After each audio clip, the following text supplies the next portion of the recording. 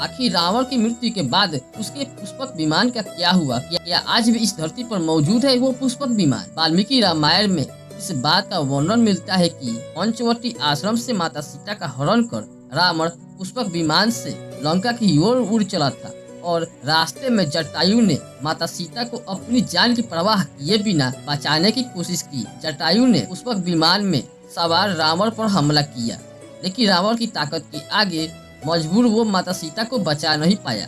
हाल फिलहाल जब सेतु टीम ने श्रीलंका में रावण की अस्तित्व को ढूंढने की कोशिश की, तब उन्हें वहां कई सारे हवाई पोत भी मिले, जिससे यह साफ जाहिर हुआ कि उस समय भी पुष्पक विमान था और रावण ही विमान पोतों का इस्तेमाल अपने पुष्पक विमान को उड़ाने के लिए करता था।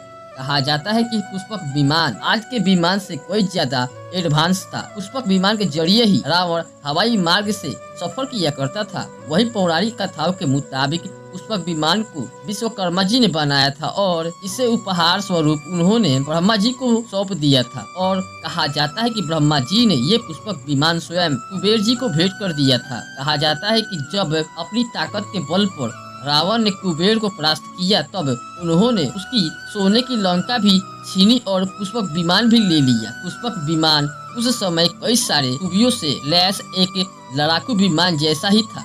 रामायण के सुंदरकांड के सप्तक अध्याय में पुष्पक विमान के बारे में जानकारी मिलती है। पुष्पक विमान की आकृति मोर की तरह थी। ये अग्नि वायु ऊर्जा से उड़ान भरता था। इसकी तकनीक इतनी उत्कृष्ट थी कि इसका आकार छोटा या बड़ा किया जा सकता था। इसे अपनी इच्छा अनुसार कहीं भी ले जाया जा सकता था, यानी कि इसे इंटर डायमेंशन ट्रेवल भी किया जा सकता था। ये चालक की इच्छा अनुसार ही गति पकड़ता था, मन की गति से उड़ान भरता था, यानी सोचने पर से ही ये विमान इच्छा अनुसार जगह पर पहुंचा सकता था। साथ ही ये बहुत सारे खतरनाक दिव्य अस्त्रों से भी लैस था।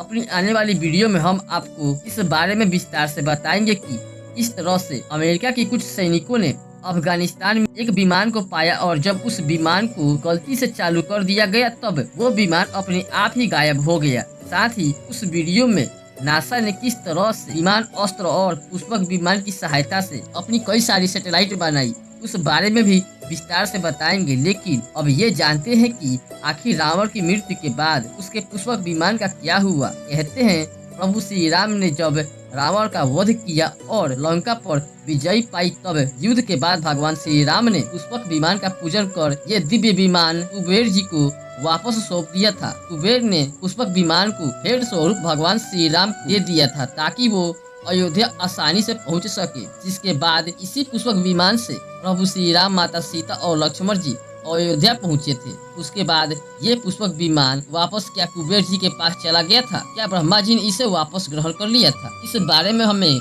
ना कोई सटीक जानकारी आज तक पता चल पाया है और ना ही हमारे विमान अस्त्र में इसकी जानकारी मिलती है, ना ही रामायण में। लेकिन हो ना हो ये वापस ब्रह्मांड के सृजन करता यानी ब्रह्मा जी के पास अवश्य ही वापस लौट गया होगा।